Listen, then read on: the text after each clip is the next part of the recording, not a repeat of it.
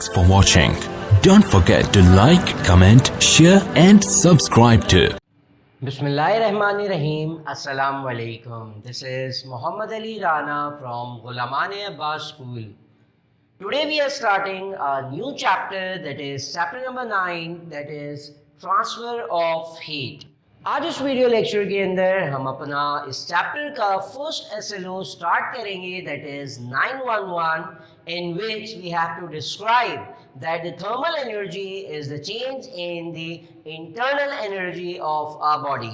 So जो previous lecture हमने पढ़ा, that is thermal properties of matter, जिसमें हमने हीट के बारे में बेसिक नॉलेज पढ़ी थी, दैट व्हाट इज हीट, और साथ साथ हमने कुछ टाइप्स ऑफ हीट भी पढ़ी थी. टेम्परेचर और हीट के दरमियान हमने डिफरेंसेस भी पढ़े थे. सो इस चैप्टर के अंदर भी हम हीट से रिलेटेड ही कुछ टॉपिक्स डिस्कस करेंगे. जब हमने प्रीवियस चैप्टर पढ़ा था तो हम हीट की बेसिक नॉलेज स्टडी कर रहे थे, जबकि इस चैप्टर के अंदर हम हीट के ट्रांसफर को स्टडी करेंगे. जैसे हमने हीट को डिफाइन किया था as a energy that is transmitted from a hot body to a cold body. वो एनर्जी जो कि एक हॉट बॉडी से कोल्ड बॉडी में ट्रांसफर होती है, उस एनर्जी को हम हीट एनर्जी कहते हैं. सो इस चैप्टर के अंदर हम बेसिकली ये स्टडी करेंगे that how heat is transferred through different states of matter, how heat is transmitted through solid, और how heat is transmitted through liquid and gases. Similarly heat vacuums में से किस तरह से ट्रांसफर होती है, ये वो कुछ मेथड्स हैं ट्रांसफर ऑफ हीट के, जो कि इस चैप्टर के अंदर हम स्टडी करेंगे. So let's come to a topic जिसमें हमें ये बताना है that thermal energy is basically related to the change in internal energy of the body. ये internal energy और thermal energy ये वही same terms हैं जो कि हमने previous chapter के अंदर study किए थे.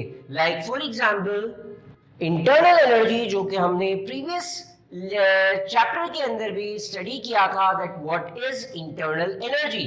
Basically internal energy is the sum of kinetic energy and potential energy of the molecule.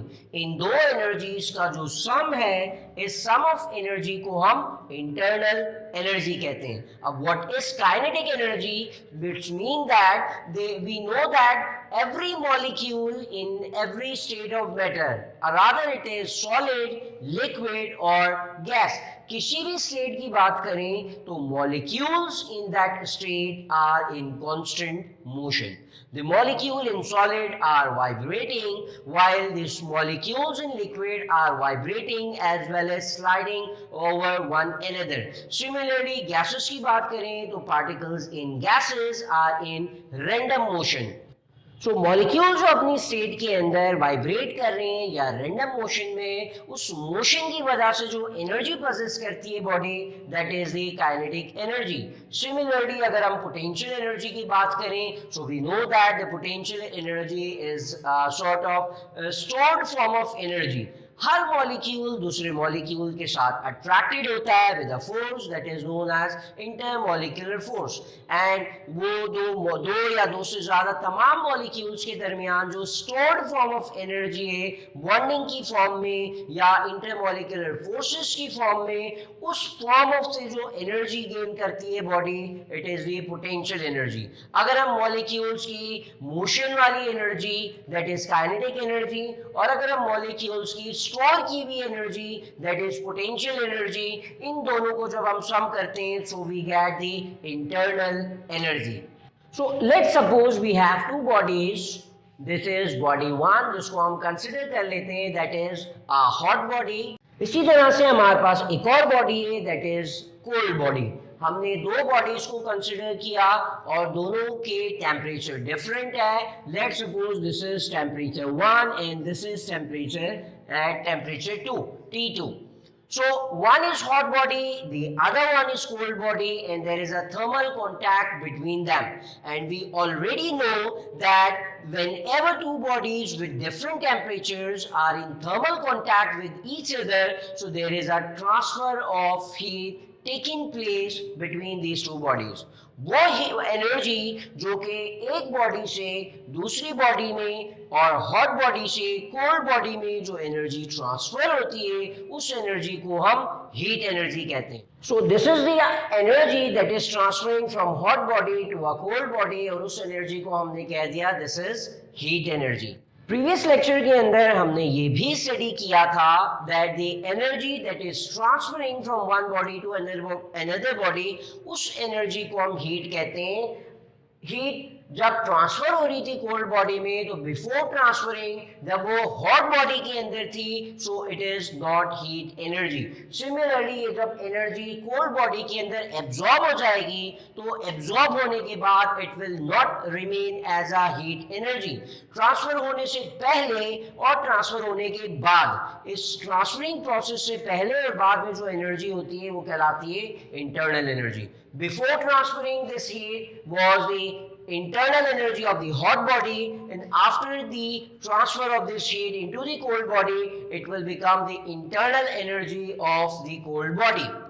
So हमने ये पढ़ा था कि जब भी हम किसी ऑब्जेक्ट को हीट करते हैं, हीट करने से क्या होता है, मॉलिक्यूल जब वो किसी भी सब्सटेंस के मॉलिक्यूल जब हीट को एब्जॉर्ब करते हैं, so for example before absorbing the heat molecules इस एम्पलीट्यूड के साथ वाइब्रेट कर रहे थे. अगर हम जब उस मॉलिक्यूल को या सब्सटेंस को हीट करेंगे, तो what will happen is that the molecules will vibrate with greater amplitude and with greater speed. जब हम किसी भी सब्सटेंस को हीट करते हैं, तो हीट करने से उसके जो मॉलिक्यूल्स हैं वो ज्यादा तेजी से वाइब्रेट करते हैं, ज्यादा फ्रीक्वेंटली एंड मोर वाइग्रसली वाइब्रेट करते हैं. इस वाइब्रेशन से क्या होता है, इसके वाइब्रेशन की वजह से या इस हीट को एब्जॉर्ब करने की वजह से मॉलिक्यूल्स के जो मोशन है वो बढ़ जाता है. And we know that the energy that is associated with the motion of the body is this kinetic energy. So whenever we heat a substance, it will increase the vibration of the body, and simultaneously it will increase the kinetic energy of the body. And we know that what kinetic energy is a part of internal energy. अगर किसी substance की molecules की kinetic energy rise हो जाती है, so we can say that the internal energy of that substance has increased. So इस lecture के अंदर हमने सीखा कि जब भी कोई बॉडी हीट एब्जॉर्ब करती है, तो हीट एब्जॉर्ब करने से उसके जो मॉलिक्यूल्स हैं वो ज्यादा तेजी से वाइब्रेट करते हैं, और उनकी जो वाइब्रेशन का एम्पलीट्यूड है वो इंक्रीज हो जाता है. Due to increase in the motion of the body, the energy that is associated with the motion increases. So उन molecules की या उस substance के molecules की kinetic energy increase हो जाती है, and we know that kinetic energy is a part of internal energy. जब kinetic energy rise हो जाएगी, तो simultaneously the internal energy of that body also increases. और यहाँ हमने ये भी सीखा कि जब भी दो बॉडीज कांटेक्ट में होंगी with difference in temperature, there will be the energy, there will be a energy that is transferred from hot body to cold body. उस ट्रांसफर होने वाली एनर्जी को हम हीट एनर्जी कहते हैं, और ट्रांसफर होने के दौरान उस एनर्जी को सिर्फ हम हीट कहेंगे. वो एनर्जी जो कि ट्रांसफर हो रही है that is heat. Before transferring, it was a part of hot body, and after the transfer, it will become the part of the cold body. Body के अंदर जब energy वो मौजूद है, तो it is not termed as heat energy, it is termed as kinetic energy. Hot body से release होने से पहले और cold body में absorb होने के बाद, it becomes internal energy, and during this transfer, it is termed as heat energy. So this is it for today's class. Inshallah, I will see you in the next video lecture with another topic from this chapter, transfer of heat. Till then, this is Muhammad Ali Rana taking off from this class. Allah Hafiz. Thanks for watching. Don't forget to like, comment, share and subscribe to